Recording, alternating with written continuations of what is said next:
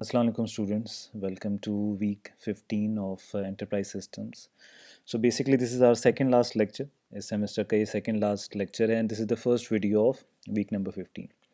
अच्छा जी, very important lecture because अभी जैसे आप देखते आए हैं हम वीक 11 के बाद से एंटरप्राइज सिस्टम्स के जो एडवांस टॉपिक्स थे ईआरपी के एडवांस टॉपिक्स में हम उसको डिस्कस कर रहे हैं। तो एक सिस्टम हमारे पास सप्लाई चेन मैनेजमेंट का भी है। सप्लाई चेन मैनेजमेंट आज के लेक्चर में हमने देखना है कि ये है क्या। सो बेसिकली जो हमारा वीक 15 है और वीक 16 है, जैसे हमारी पहले भी लेक्चर्स में डिस्कशन हुई थी, our focus will be more on these topics. और इसमें हम सप्लाई चेन मैनेजमेंट को देखेंगे, ठीक है। और पहले तो basically because we are not business students, so हमें सप्लाई चेन मैनेजमेंट के बारे में इतनी नो हाउ नहीं है, ठीक है। तो सबसे पहले हम क्या करेंगे, सबसे पहले हम एक्सप्लोर करेंगे कि हमारे पास सप्लाई चेन मैनेजमेंट होती क्या है, ठीक है। सो पहले तो हमारी एक बेसिक अंडरस्टैंडिंग डेवलप होनी चाहिए कि सप्लाई चेन मैनेजमेंट है क्या, क्या इसके चैलेंजेस हैं, क्या इसमें मुश्किलात आती हैं, आजकल के क्या ट्रेंड्स हैं सप्लाई चेन मैनेजमेंट में। जब वो हम चीज़ें देख लेंगे तो फिर हम देखेंगे कि इतनी चीज़ें जब हम सप्लाई चेन मैनेजमेंट इतनी डिमांडिंग डोमेन है, इसमें इतने चैलेंजेस हैं, इतना काम करना पड़ता है और किस एंड से किस एंड तक काम करना पड़ता है। सो फिर वहाँ पर हमें जो एक गैप नज़र आएगा, वो जो एक चीज़ नज़र आएगी कि जो हम बीइंग अ ह्यूमन जब हम इतनी चीज़ों को करने लगते हैं तो हमारे पास बीच में हमारे पास गैप्स नज़र आते हैं। तो वहाँ पर वो कैसे गैप फिलअप होगा, तो जो गैप फिलअप होगा वहाँ पर फिर हमारी टेक्नोलॉजी आएगी, हमारे सॉफ्टवेयर्स आएंगे जो उस गैप को फिलअप करेगी। सो बेसिकली आज का जो हमारा लेक्चर है उसमें हम दो चीज़ों को देख रहे हैं। एक तो हमने ये देखना है कि पहले जी सप्लाई चेन मैनेजमेंट है क्या, देन फिर हम उसको देखेंगे कि जी हमारा जो मॉडर्न टेक्नोलॉजीज़ हैं, हमारी जो कंप्यूटर साइंस या आईटी इंडस्ट्री है, वो कैसे इस गैप को फिलअप करती है, तो वो हमने देखना है। ठीक हो गया जी। तो ये हमारे पास सॉरी यहाँ पर हम आ गए जी, ठीक हो गया। So these are the learning objectives. सबसे पहले तो हमने ये देखना है कि हमारे पास supply chain management and management drivers होते क्या हैं। फिर हमने देखना है कि जी हमारे पास कैसे जब जैसे भी थोड़ी देर पहले मैं बात कर रहा था कि जब हमारे पास हम इतनी फैसिलिटीज़ या हम अपने काम करने को सप्लाई चेन मैनेजमेंट में हम कोई काम करना चाहते हैं तो उसमें हमारी जो एक्टिविटीज़ होती हैं दे आर वेरी डिमांडिंग। तो उसको जब हम टेक्नोलॉजी के साथ इंटीग्रेट करते हैं तो उसमें हमारे पास क्या कॉम्प्लेक्सिटीज़ आती हैं और ये क्यों इम्पोर्टेंट है। फिर हमने देखना है कि सप्लाई चेन मैनेजमेंट के कंपोनेंट्स क्या हैं, वो कौन से प्रोसेसेस हैं, फ्लोस क्या हैं, और फिर हमारे पास किस किस लेवल पे किस किस तरह इंटीग्रेशन होनी है। और फिर हम ईआरपी का भी इम्पैक्ट देखेंगे because ERP is a separate independent system और supply chain management is another independent domain. तो इनका एक दूसरे पे क्या इम्पैक्ट होगा और ये किस तरह डिफरेंट हैं, किस तरह सिमिलर हैं, किस किस कॉन्टेक्स्ट में, और ये आपस में इंटीग्रेट कैसे होंगे, ये हमारे आज के लेक्चर के लर्निंग ऑब्जेक्टिव्स हैं। ठीक हो गया जी। तो हम प्रीव्यू थोड़ा सा देते हैं। हमारे पास जो सप्लाई चेन मैनेजमेंट है ना, ये बहुत इंपॉर्टेंट है। ये क्यों इंपॉर्टेंट है, जैसे यहाँ पर लिखा हुआ है इट्स अ डिजिटल नर्व, ठीक है। यानी ये जैसे हमारे ह्यूमन बॉडी में नर्व होती है और जिसमें हमारे पास पूरा हमारा बॉडी का फ्लो चाहता होता है, ब्लड फ्लो होता है, और इन केस अगर वो समहाउ डैमेज हो जाए या रप्चर हो जाए तो हमारी पूरी बॉडी को बहुत ज़्यादा नुकसान होता है, और इन केस अगर वो डैमेज को रोका ना जाए तो एक शख्स की मौत भी वाक़या हो सकती है। So it is exactly taken as in the same context when we talk about organization or when we talk about an enterprise। तो जब हम इंटरप्राइज या ऑर्गेनाइजेशन की बात करते हैं तो सप्लाई चेन मैनेजमेंट जो है या सप्लाई चेन जो है, अगर इसको प्रॉपरली हम नहीं देखेंगे और इसको हम प्रॉपरली जो मॉडर्न ट्रेंड्स हैं और इसके जो चैलेंजेस हैं उसको हम नहीं हैंडल करेंगे और उसको इम्प्रूव नहीं करेंगे, तो ओवरऑल जो हमारे बैक एंड पे सारा प्रोसेस है, क्योंकि आगे जाके हम जब डेफिनेशन देखेंगे तो आपको पता चलेगा कि why it is so important, तो वो हमारा पूरा जो है हमारी ऑर्गेनाइजेशन अफेक्ट होगी और बैडली अफेक्ट होगी। So organisations and enterprises they mostly focus कि जी उनका जो की ऑब्जेक्टिव में से वन ऑफ द ऑब्जेक्टिव होता है कि उनकी सप्लाई चेन मैनेजमेंट जो है, जो उनके बैक एंड पे तमाम प्रोसेसेस हैं वो आपके पास क्या आ रहे हैं, बेहतरीन तरीके से चलें। और अगर वो बेहतरीन तरीके से चलते हैं तो आपके जो ऑर्गेनाइजेशंस हैं वो प्रॉफिट अर्निंग में जाती हैं और वो मिलियंस एंड डॉलर्स ऑफ मतलब अगर हम वेस्ट की बात करें या उसमें हमारे पास प्रॉफिट मैक्सिमाइजेशन होती है। ठीक है जी। इसमें हमारे पास बहुत सारे इंपॉर्टेंट, अब हम सप्लाई चेन मैनेजमेंट को शॉर्ट कहेंगे, एससीएम कहेंगे। जैसे SCM gives companies access to all the critical information they need to plan their operations in efficient way whenever and wherever they need. ठीक है, तो हमारे पास एक इंफॉर्मेशन सिस्टम होना चाहिए जिसे हम supply chain management information system कहते हैं, या इन शॉर्ट एससीएम कहते हैं, कि वो तमाम इन्फॉर्मेशन देगी on the basis of which हमारी जो ऑर्गेनाइजेशन है वो प्लान कर सके कि हमारे पास जितने भी ऑपरेशंस हैं वो प्रॉपरली प्लान्ड हो, और जब भी हमें इंफॉर्मेशन की ज़रूरत हो और कभी भी इंफॉर्मेशन की ज़रूरत हो तो हमारे पास हो। हमारे पास जो सप्लाई चेन मैनेजमेंट है, उस वो अगर एफिशिएंट होगी तो हमारे पास जो कंपनीज़ हैं वो डायनामिक भी होंगी, हमारी कॉस्ट भी रिड्यूस होगी।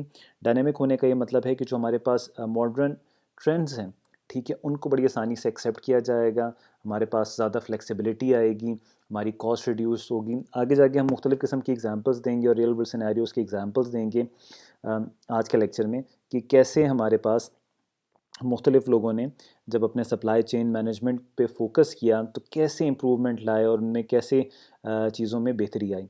तो हम यहाँ पर अब देखते हैं कि सप्लाई चेन मैनेजमेंट होती क्या है। ठीक हो गया जी। अच्छा, यहाँ पर हम अब जैसे हम डेफिनेशन है यहाँ पहले देखते हैं। Supply chain is the network of services, material, information flow that links firms customer relations, order fulfillment, and suppliers relations processes to those of its supplier and customer.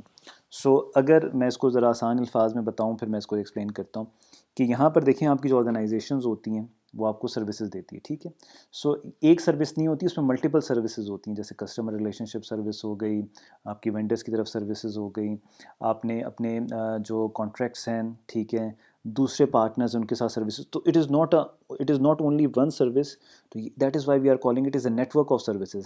फिर इसमें मटेरियल भी आ जाता है और इंफॉर्मेशन फ़्लो, जो आपके customer relation बनाएगी। ठीक है, कस्टमर ने ऑर्डर दिया है, या आपके किसी वेंडर से आपने कॉन्ट्रैक्ट करवाया है, या आपने किसी और को अपनी सर्विसेज या ऑर्डर प्रोडक्ट्स दी हैं, उसकी ऑर्डर फुलफिलमेंट की बात कर रहे हैं, सप्लायर्स के साथ रिलेशनशिप है। सो बेसिकली ये हम बात कर रहे हैं from the context of end to end. यहाँ पर एक एंड हमारा कस्टमर है, दूसरा एंड हमारे पास सप्लायर है। सो ऑर्गेनाइजेशन जो है वो दरमियान में आ जाती है। तो हमारे पास सप्लाई चेन हमारे पास क्या करती है, हमारे पास कस्टमर और एंटरप्राइज़ का एंड टू एंड रिलेशनशिप, और एंटरप्राइज़ का और हमारे सप्लायर का एंड टू एंड रिलेशनशिप। यानी इसके दरमियान जितनी भी एक्टिविटीज़ हैं, चाहे वो in the form of material हैं, चाहे वो in the form of services हैं, ये तमाम एक्टिविटीज़ कहलाती हैं सप्लाई चेन मैनेजमेंट। और जो चेन का वर्ड है कि it is a sequence of activities. ठीक है, it is a sequence of processes which needs to be performed. तो उस चीज़ को हम क्या कहते हैं, सप्लाई चेन मैनेजमेंट। ठीक है, माइकल पॉटर एक बिज़नेस के जो हैं एक्सपर्ट हैं, उनने सप्लाई चेन मैनेजमेंट की एक डेफिनेशन दी है। A business value chain consist of series of processes और activities conducted by the company to add value to the existing product or services and to provide a competitive advantage in the market. अच्छा, इसको मैं आसान अल्फाज में बयान करता हूँ। अच्छा जी, पहले तो सप्लाई चेन मैनेजमेंट और value chain, both these terms are the same. ठीक है, तो मोस्टली अगर आप वैल्यू चेन पढ़ें या सप्लाई चेन पढ़ें तो ये इंटरचेंजेबली यूज़ होती है, तो इसमें आपने कंफ्यूज नहीं होना। ये आपके पास दोनों सेम कॉन्सेप्ट के दो नाम हैं। तो जैसे थोड़ी देर पहले मैंने कहा कि ये हमारे पास एक स्टेप नहीं होता, ये आपके पास सीरीज़ ऑफ प्रोसेसेस होते हैं, सीरीज़ ऑफ एक्टिविटीज़ होती हैं जो कंपनी करती हैं। और इसकी वजह से होता क्या है, इसकी होता ये है कि आपकी जो ऑर्गेनाइजेशन होती है वो अपनी वैल्यू में चीज़ें ऐड करती है। ठीक है, आप अपने कस्टमर्स का ख्याल रखते हैं, आपकी जो कस्टमर के साथ कमिटमेंट्स होती हैं उन्हें पूरा करते हैं by providing number of services. ठीक है, आपने प्रोडक्ट तो दिया है लेकिन उसके साथ उसने आफ्टर सेल सर्विसेज क्या हैं। ठीक है, सिमिलरली जो आपने कमिटमेंट्स की हैं ऑर्डर डिलीवरी के वक्त, या आपके जो क्या है एग्रीमेंट हुआ था जब भी आप कोई प्रोडक्ट ले रहे थे या सर्विसेज ले रहे थे उसके केस में, तो वो तमाम चीज़ें सिमिलरली यही सेम कॉन्सेप्ट आप सप्लायर्स के साथ भी करते हैं। तो उसमें आपके पास होता ये है कि आपको एक बेहतर क्या मिल जाता है, कॉम्पिटिटिव एडवांटेज मिल जाता है। यानी आपकी कंपनीज जो अपनी वैल्यू चेन को ज़्यादा बेहतर तरीके से मैनेज कर रही है बनस्बत उसके जो एक दूसरी कंपनी है जो अपने सप्लायर्स और कस्टमर का और वो जो सर्विसेज या प्रोडक्ट्स दे रहे हैं उनको according to the defined set of आपके पास जो एग्रीमेंट है उसके मुताबिक नहीं कर रहे, तो आपको एक एडवांटेज मिलता है एज अ रिज़ल्ट, आपकी कंपनी को मार्केट में एडवांटेज मिलता है, ठीक है, अगेंस्ट अदर कॉम्पिटिटर्स। तो माइकल पॉटर कुछ इस तरह एक्सप्लेन करते हैं, ठीक है।